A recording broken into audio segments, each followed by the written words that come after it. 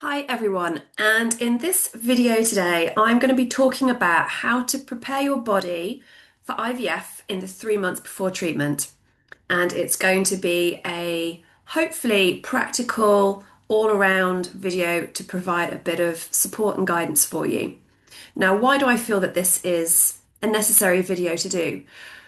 I am very aware from speaking with everybody on social media, from speaking with my clients, that there is so much overwhelm when it comes to understanding how best to support yourself when you are trying to conceive, and especially when you're leading up to an IVF treatment. There is so much advice out there from lots of different experts on social media. There's also advice coming from your fertility clinic, there's advice coming from your friends, people that have been through this before, online support groups. And it's very difficult to sift through all of that and know where to place your energy. Should you be doing it all? And often people may then start to restrict different things, put things in that they don't necessarily need, and it's just not very clear. So, what I want to do today is to try and help you to focus on what is going to make meaningful changes, hopefully, for you, rather than you just trying to do everything. So, we're going to try and focus in on those different aspects. Now, when we think about supporting your body and preparing your body for IVF, what I want you to understand, it's not about perfection. So not everything is in your control. There's only so much that you can control. And so it's really more about supporting your baseline health and your physiology, how your body works.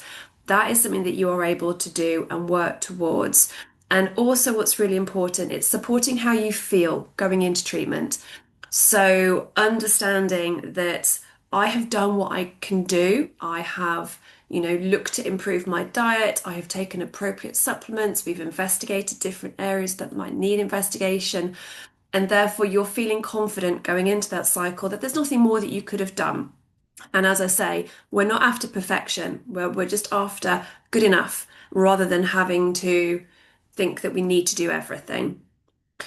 So, what I would want to cover with my clients and what I'm going to touch on here is just some broad different areas that I would suggest you begin to consider. And the first one, as a fertility nutritionist, is unsurprisingly nutrition.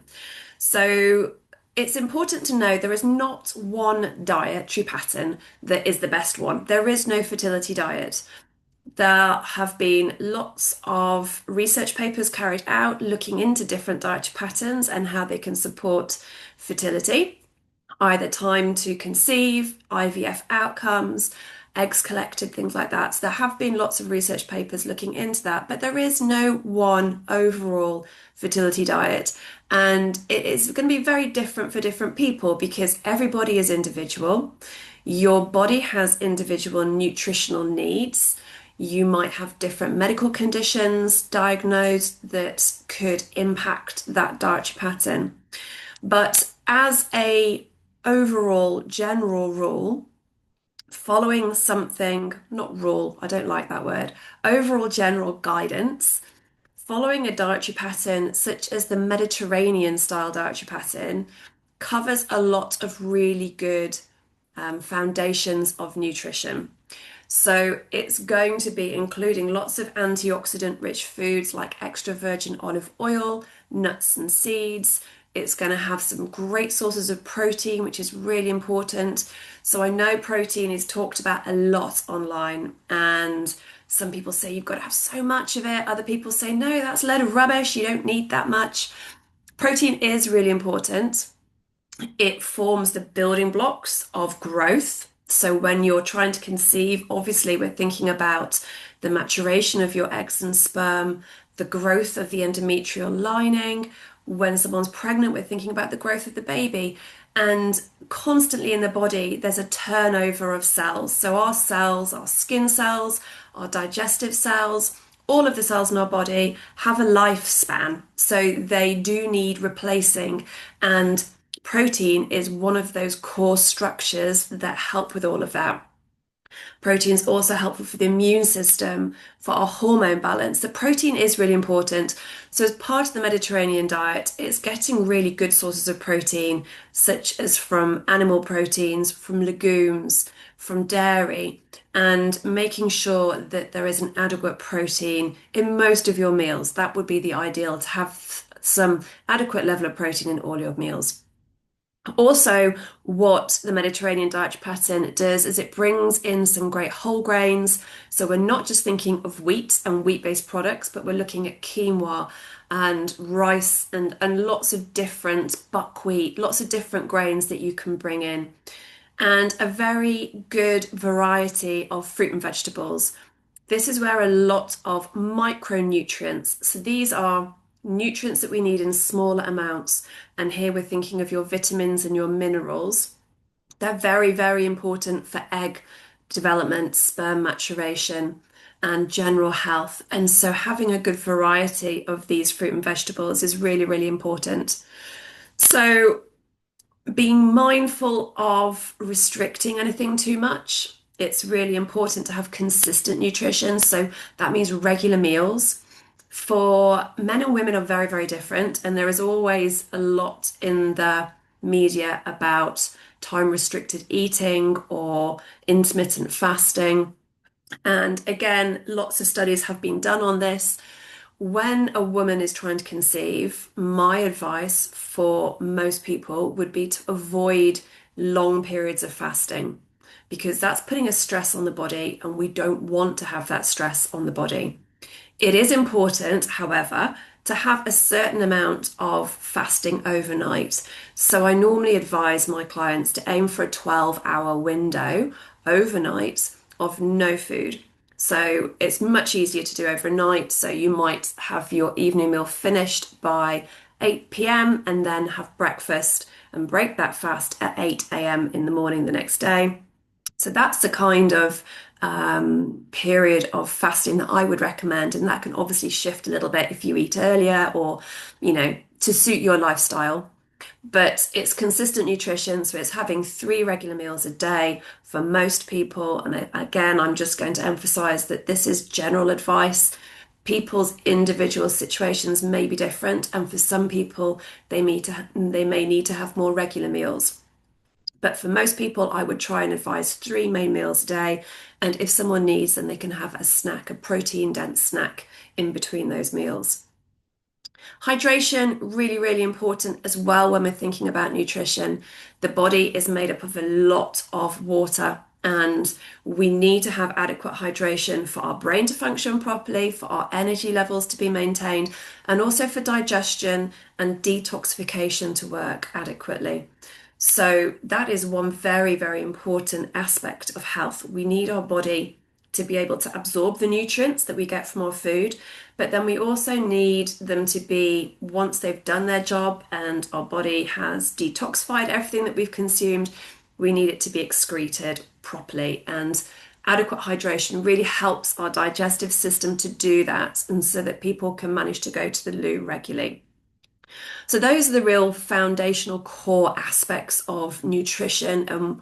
As I say, we're not looking for perfection. I never say to people, you can't have this. It's very much an 80-20 rule. So 80% of the time, try to look at adding these great foods in, the great protein, the fruit and vegetables.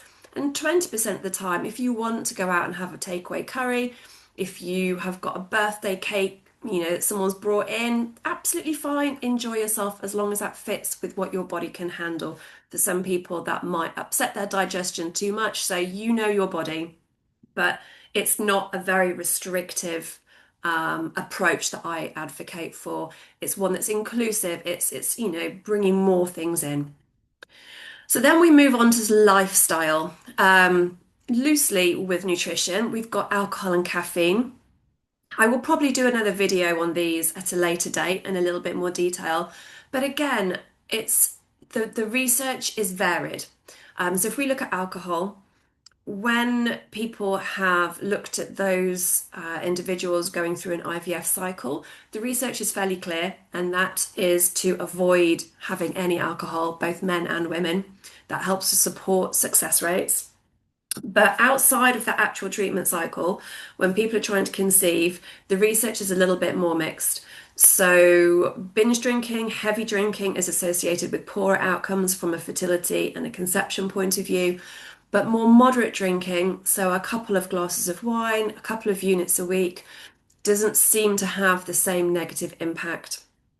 So it's being sensible and it's, that odd glass of wine, if you're at a wedding or a celebration, a glass of bubbles is not going to make a significant difference to your situation. However, if you're having that one or two glasses of wine most nights of the week, or you're going out and you're having 6 pints on a Friday night, that will potentially have more of an impact. So it's being balanced, and if you are actively going through an IVF cycle at the moment, then the advice would be to try and abstain from drinking through that cycle. From a caffeine point of view, again, I urge people to, if they like having a coffee or a cup of tea, to try and ask themselves why. Do I like it because I feel I need it to get through the morning because otherwise my energy is just going to be on the floor? Or is it more I just love having that taste of coffee, or I like the comforting feeling it gives me? And the reason I encourage people to do that, if that morning coffee or two coffees or three coffees, I've had clients who have had 6, 7, 8 coffees a day. When it becomes more of a reliance on caffeine to keep your energy up, to get you through the day, to keep you going, then that bears more of a question as to why do you need to have that? Why is there that constant need for that energy boost, for that stimulation? Caffeine is a stimulant.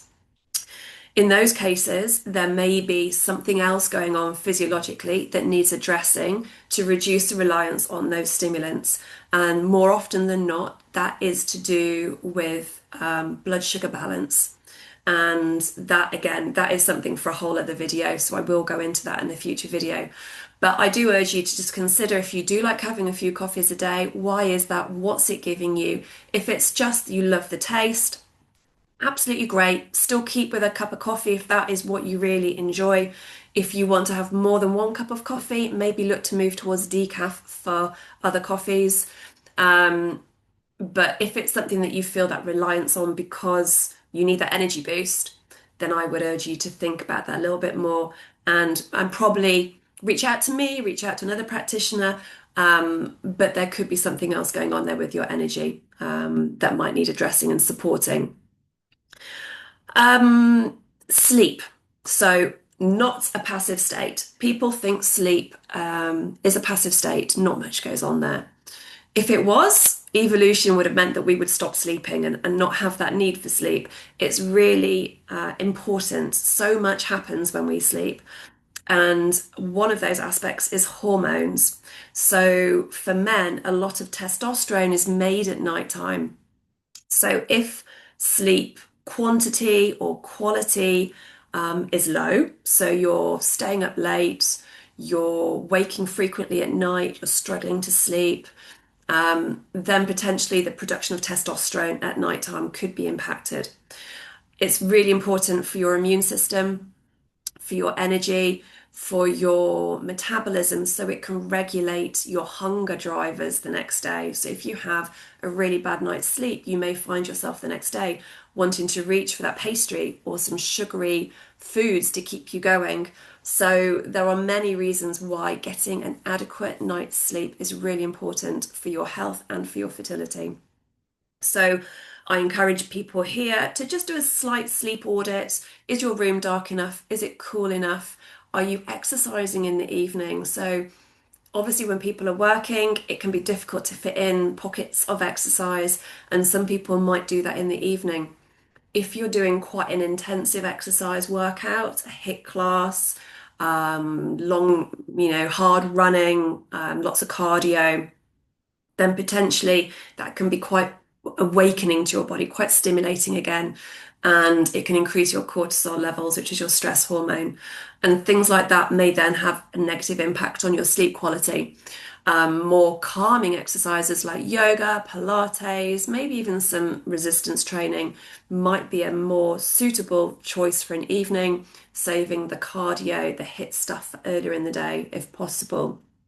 But yeah, consider when you have your last drink of caffeine, consider your use of electronics in the evening.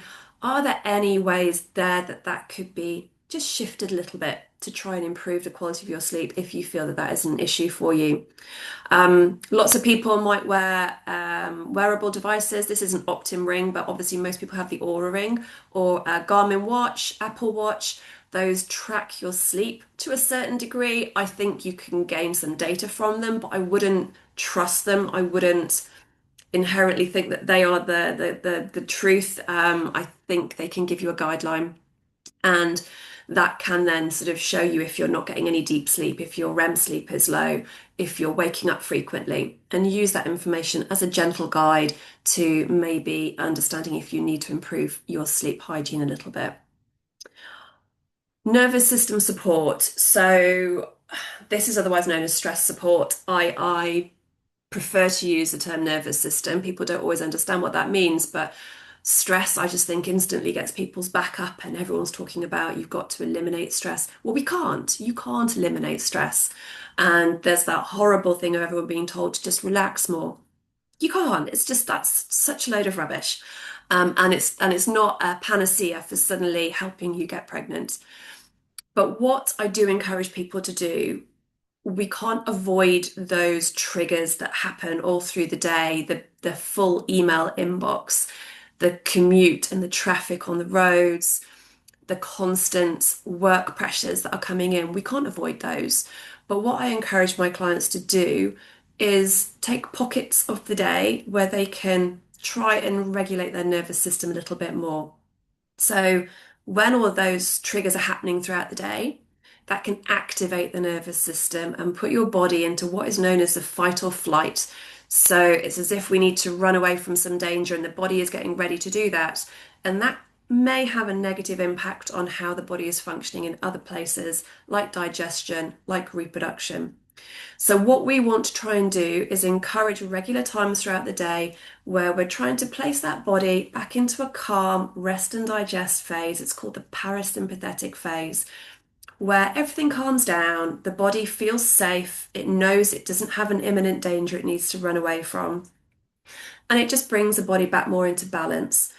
Now, how you can do that? Simple things like a breathing practice where you're just slowing down your breath, you're relaxing your shoulders, and you're just taking 2, 3, 5 minutes out of your day, maybe 3 times a day, just to do this slow breathing. And if you can make your out breath longer than your in breath, that also helps. So you could breathe in for a count of 3, hold it for a count of 4, and breathe out for a count of 5. That is going to even more focus on helping your body to go into that calm rest and digest phase. Other practices could be meditation that works for some people. There are wearable devices like a Sensate that you can purchase that help to stimulate the vagus nerve in the body, and the vagus nerve helps to put that body into the calm rest and digest phase. Or anything that makes you feel at peace, that makes you feel calmer, whether that's time outside in nature, whether that's spending time with any pets that you have, that can help to calm the body. Doing a jigsaw puzzle, that's something that I do. Hands up, it might be a little bit sad, but it just allows my brain to switch off and it puts me into a calm phase where I'm not thinking about everything else that's gone on in the day. So, working on that nervous system support is a really important part of preparing your body and calming and balancing the body in preparation for your IVF cycle. Very obvious ones from a lifestyle point of view: smoking, vaping, recreational drugs. We all know, I think we would all know, that those have a negative impact on fertility. The data is out there very, very clearly for smoking. It is also very clearly building for vaping, showing a negative impact on female and male fertility, egg and sperm quality. So both of those, I would say you want to be trying to eliminate, trying to stop, and seek help from your GP for help on how to do that. Recreational drugs as well. There's lots of data showing how cocaine, marijuana have negative impacts. Steroid use can have a negative impact for men's sperm count. So if that's being used because of weight building, then understand that there are risks there. And so all of those areas need to ideally be reduced and eliminated. Now, that's covered the nutrition and lifestyle. Another big area that I have a lot of people reaching out to me about, and I obviously discuss with my clients, is supplements. And people think that a supplement's going to fix something. That's what they need. And unfortunately, the marketing world out there has hooked onto this. And so everything is supplements, supplements, supplements. Everyone's making supplements, and it's a big money for a lot of people. Supplements are not a magic pill. There is no magic pill. There is no one supplement that is going to do what it needs to do to get you pregnant. Um, Supplements are there. I call them a backstop. So your food comes first, and hopefully we can get what we need from food. There are cases where we maybe need a bit of extra support from a supplemental point of view. Vitamin D is one of those. That everybody needs to take extra vitamin D because in the UK at least we can't generate the vitamin D that we need through our skin for half of the year. So there is a supplemental need for just about everybody for vitamin D. Um, but they should be a supportive tool rather than something that everyone is relying on. You can't out supplement a poor diet. So the diet comes first because it's not just giving us nutrients, it's giving us fiber, it's doing so many things, and food works synergistically. So different nutrients in our food help each other. But however, supplements can support in certain medical conditions.